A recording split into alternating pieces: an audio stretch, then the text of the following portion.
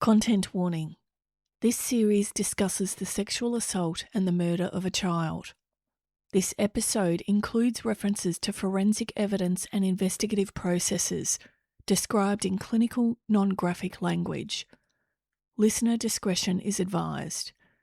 If you or someone you know needs support, contact Lifeline on 131114 or 1-800-RESPECT on 1-800-737-732 or your local crisis service.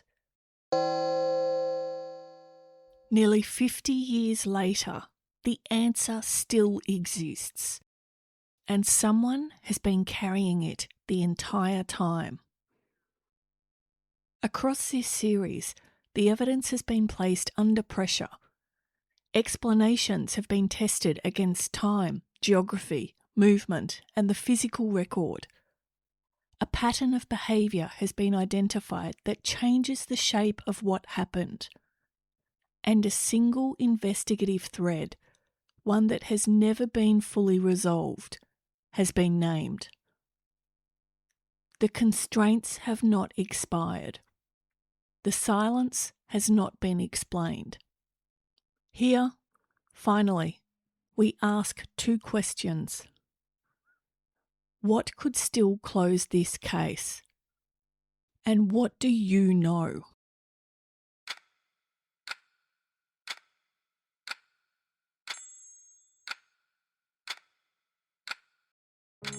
Part 6. Denise McGregor. An Ordinary Life, an Extraordinary Fact. Before anything else, the ground needs to be restated. This series has not advanced a theory. It has tested explanations against what is known and identified the conditions that any viable account of Denise McGregor's murder must satisfy. Those conditions are not speculation. They are derived from the evidence tested across multiple episodes, and they have not weakened with time. They have sharpened. Here is what the evidence requires. Contact occurred within a narrow time window, minutes, not hours, on a suburban street in Pascoe Vale, without a reported struggle, without a witness describing a forced interaction, and without drawing the attention of a family already waiting for Denise to return. Before she left home, Denise had asked a school friend to provide an alibi for her that evening. She had bypassed two shops where the drinks she was sent to buy were available. She had separated from her 11-year-old sister, and she had continued walking, alone, away from home, into the stretch of Anderson Street where she was last seen. Those four details, tested individually, can each be explained away. Tested together, they describe a pattern consistent with someone who anticipated that her movements that evening would need to be concealed from her family.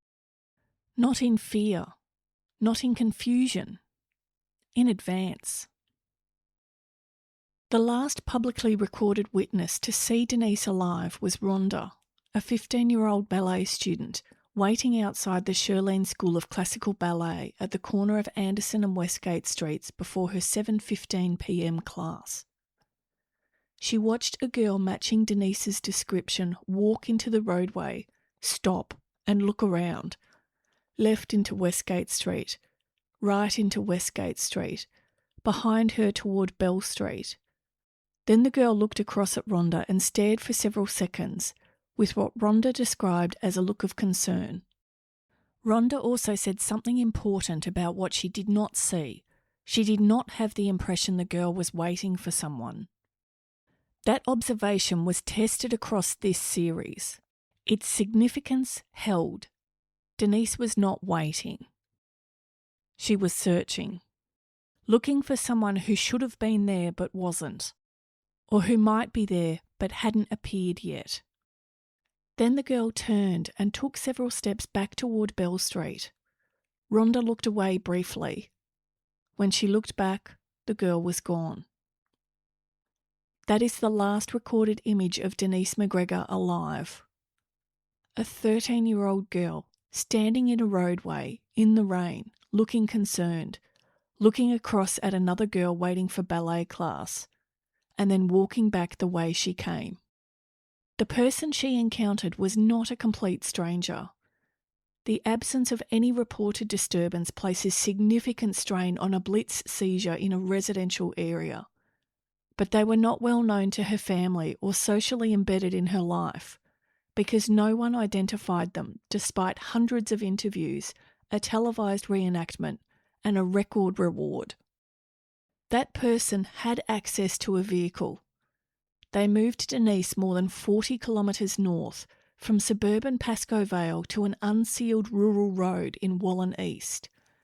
They left the Hume Highway, a sealed, lit corridor, and turned onto Merriang Road in darkness, in rain, onto an unsealed surface, and continued for kilometres without hesitation. The scene where Denise was found was not merely a disposal point. Pools of blood on the road surface, disturbed ground between road and verge, flattened grass, displaced footwear, and tyre impressions all indicate that the roadside was part of the sequence of events, not simply the end point. And the person responsible has never been identified. Not through investigation, not through publicity, not through $1 million reward, not through nearly 5 decades of an open case. That is the boundary. Every explanation must fit within it. If it cannot, it fails. To understand what is still possible, it is necessary to understand what investigators had to work with in 1978 and what they did not.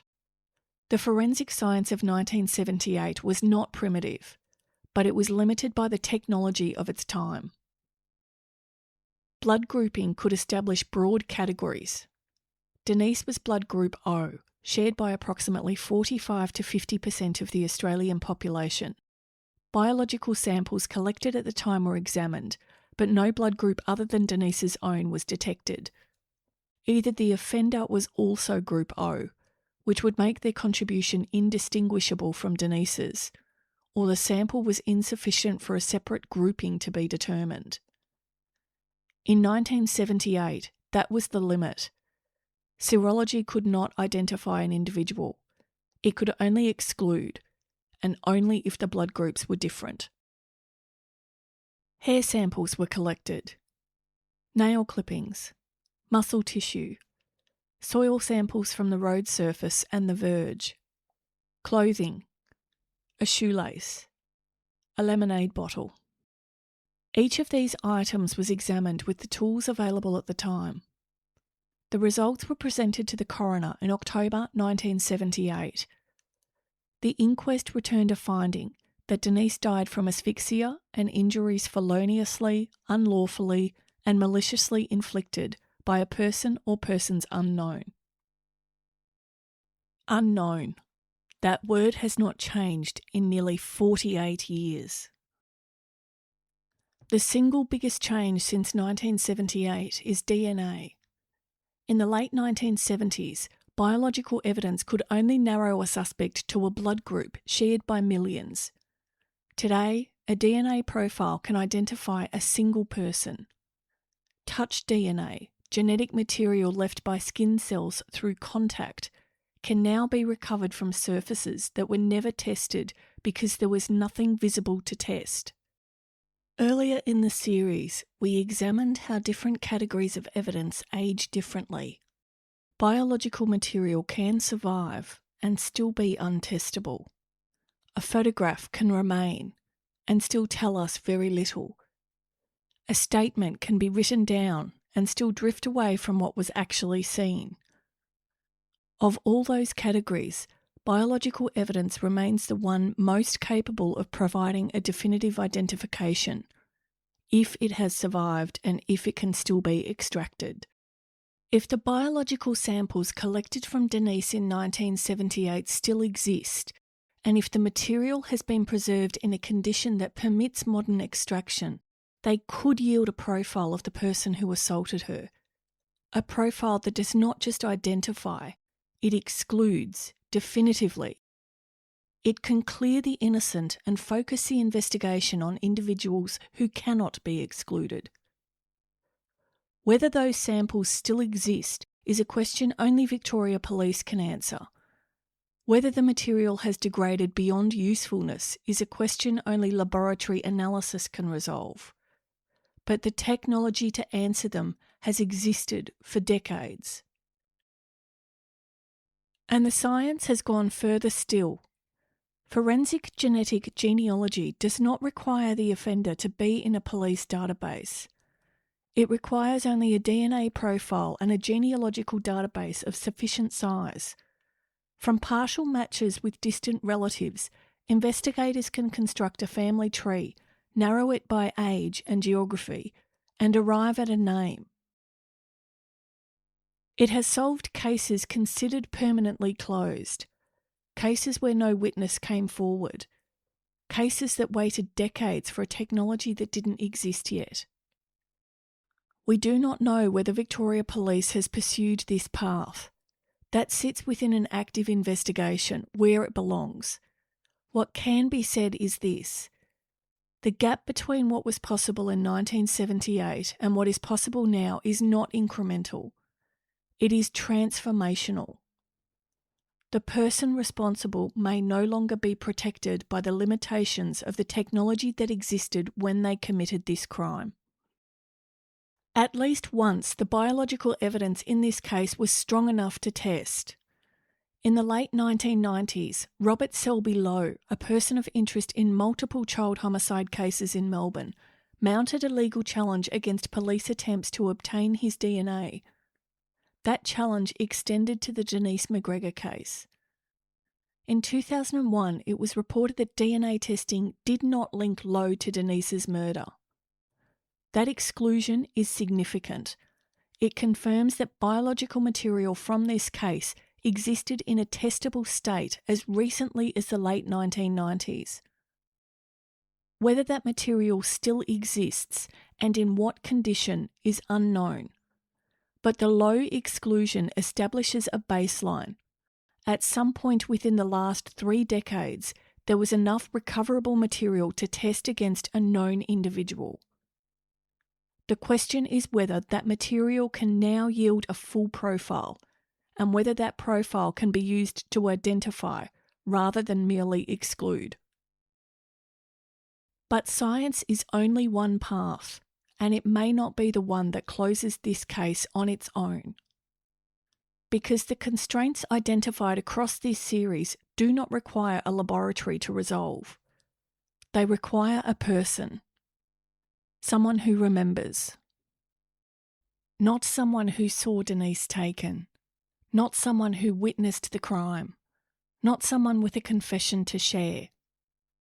Someone who holds a detail that, on its own, may never have seemed significant. A detail that may have sat quietly for decades, never connected to anything larger. But a detail that, placed against the constraints of this case, might close the gap. And here is how those two paths meet. A name, spoken to Crime Stoppers, passed to investigators, matched against a profile extracted from material collected 48 years ago. That is how a cold case ends.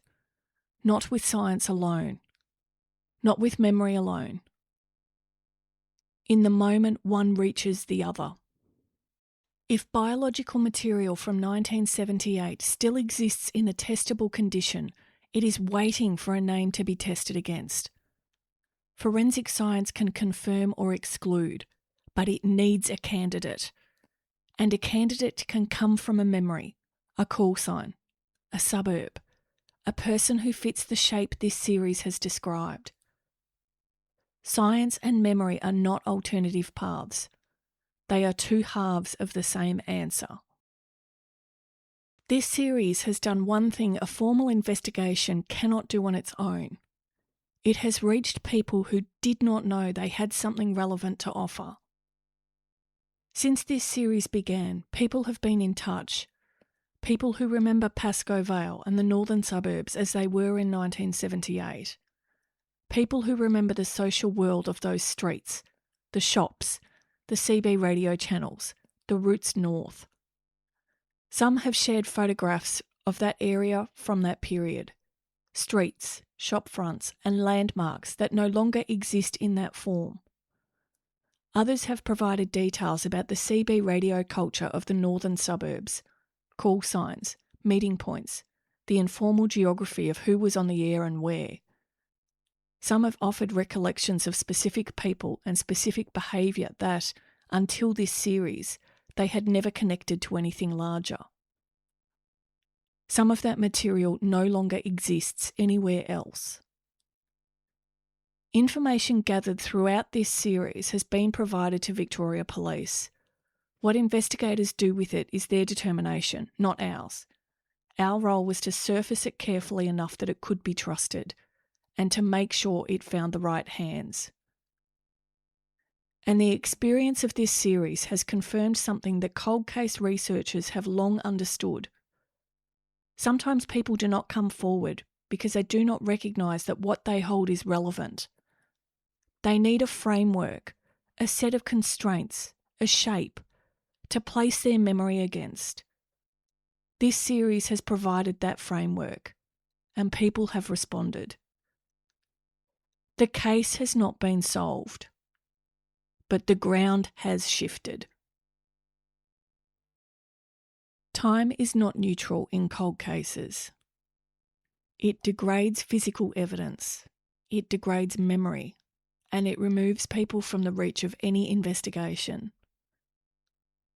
Consider the witnesses first. The people who lived in Pascoe Vale in 1978, who walked those streets, who used CB radios, who frequented the milk bars and the pinball machines in Broadmeadows.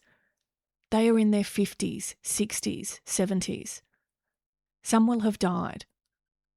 Others will lose the clarity of recall that might still, today, connect a detail to a name. Every year that passes reduces the pool of people who can contribute. Now consider the person responsible. If they were in their 20s in 1978, they would now be in their late 60s or 70s. If older, they may already be dead. And if they die without being identified, the case closes not with an answer but with an absence, and the question passes from something that can be resolved to something that can only be mourned. That is not a reason for urgency born of emotion. It is a reason for urgency born of arithmetic. So let us be specific about what that detail might look like. Across this series, certain conditions have held. Someone who knew Denise outside her family's awareness. Someone whose presence on Anderson Street that evening would not have triggered alarm. Someone who knew the roads north of Melbourne, not just the Hume Highway, but what comes after it. Someone comfortable turning off a sealed road in darkness and rain onto an unsealed surface and continuing for kilometres without hesitation. Someone who has never been identified, not through hundreds of interviews, not through a televised reenactment, not through a record reward, because they existed outside the channels the investigation was designed to search.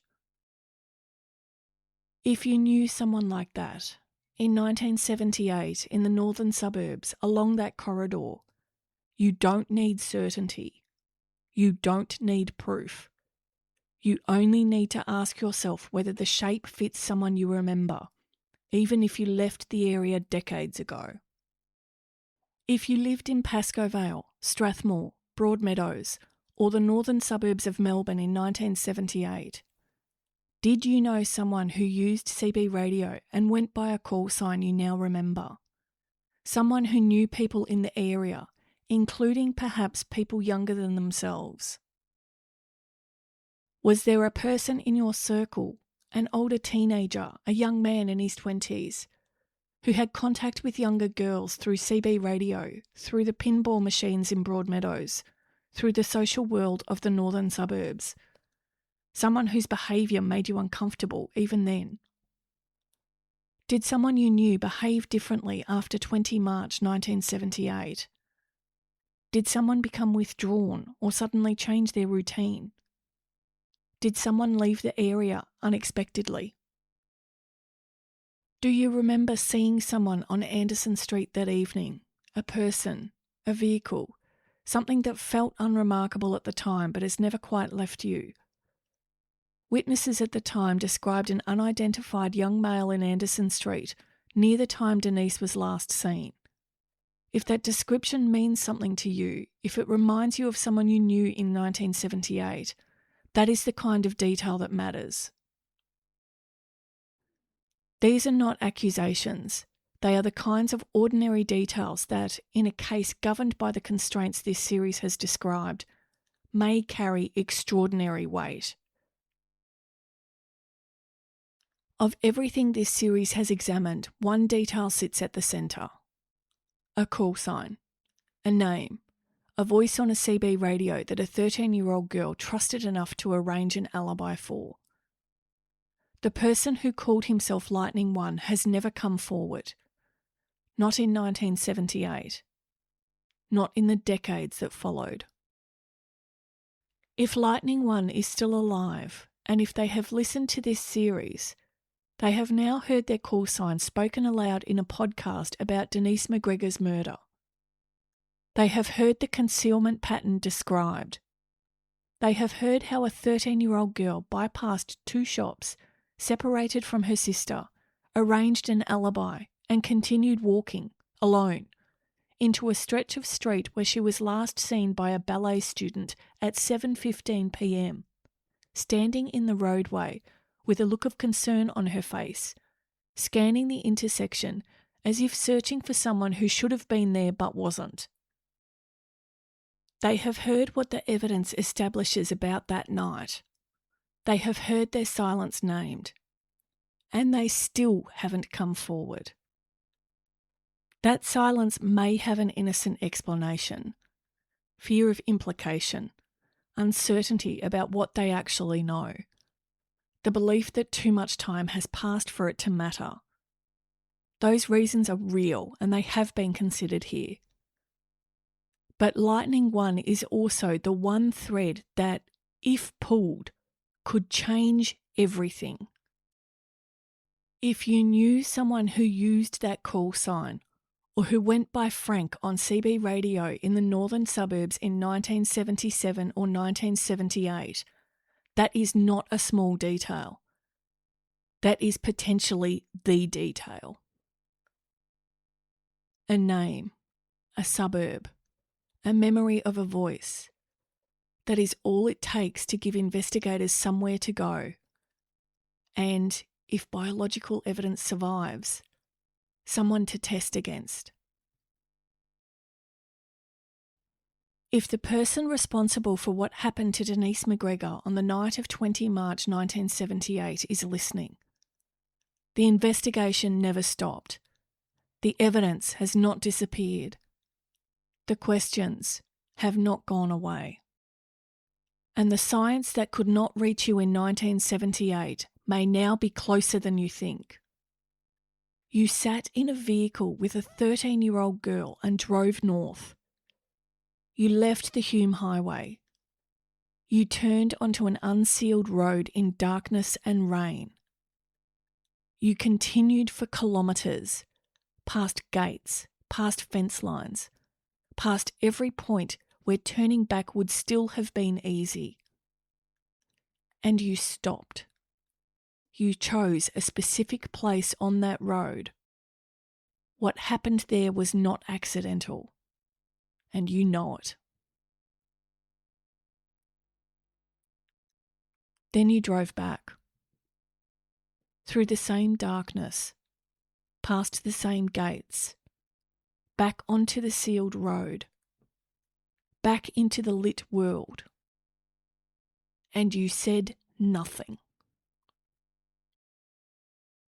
You have carried the knowledge of what you did to Denise McGregor for 48 years. through every ordinary day since, through every year that passed without a knock on your door. You know what happened on Merriang Road. You know how that night unfolded. And you have lived with that, in silence, ever since. There are people who will remember. There are details that will surface. There are connections that modern analysis can draw that were invisible in 1978. And the biological evidence that could not speak in 1978 may now be waiting to say your name. The gap is narrower than it has ever been. And if you are not that person, but you hold a piece of this, then what you know matters. You do not need to be certain. You do not need to have proof. You do not need to accuse anyone.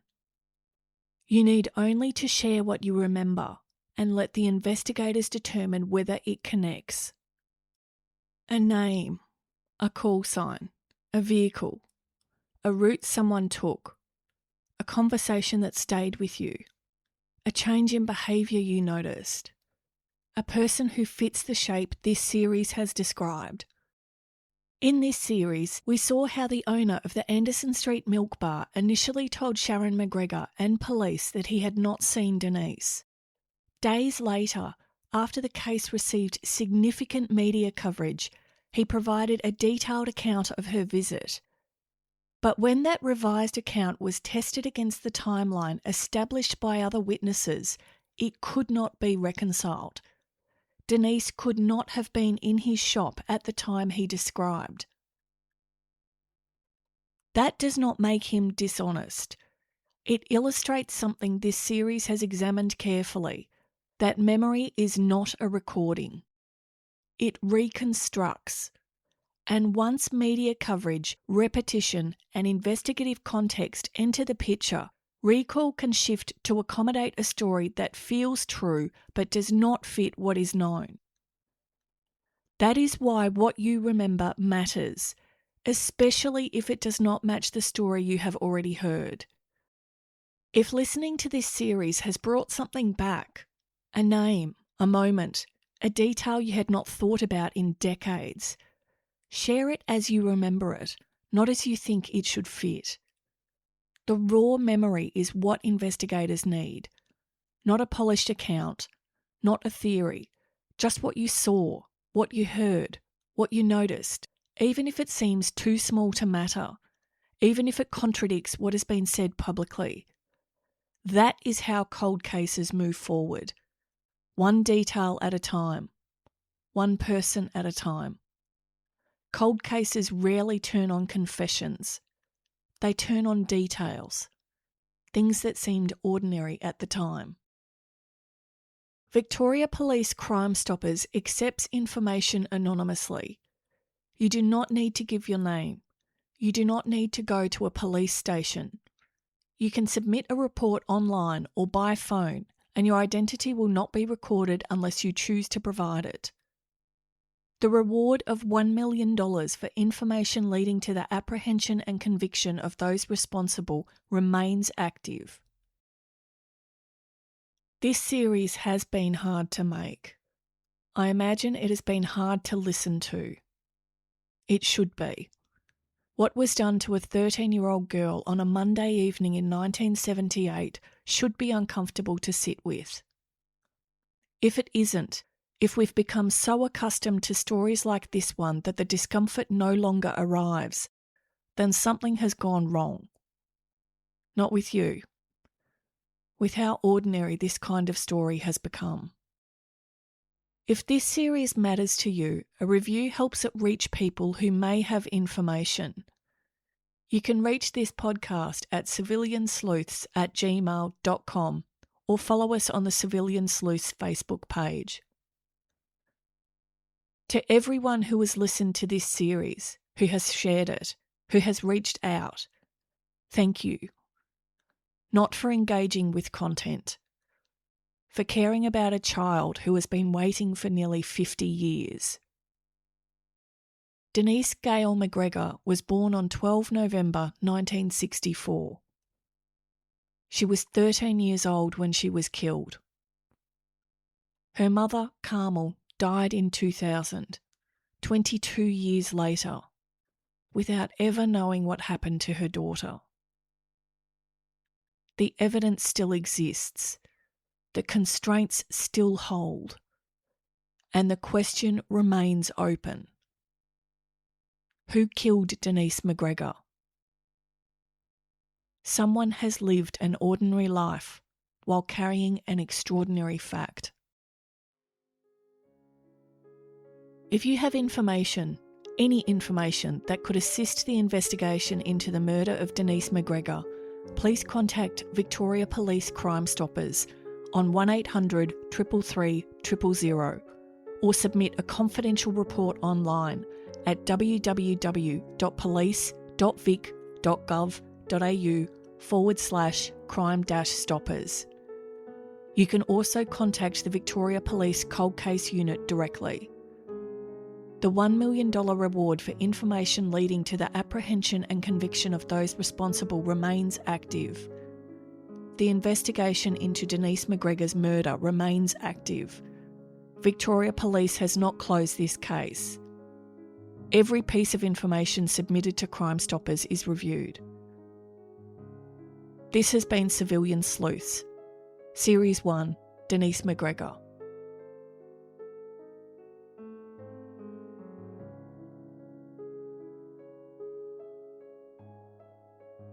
Some names and non-essential identifying details have been changed for privacy.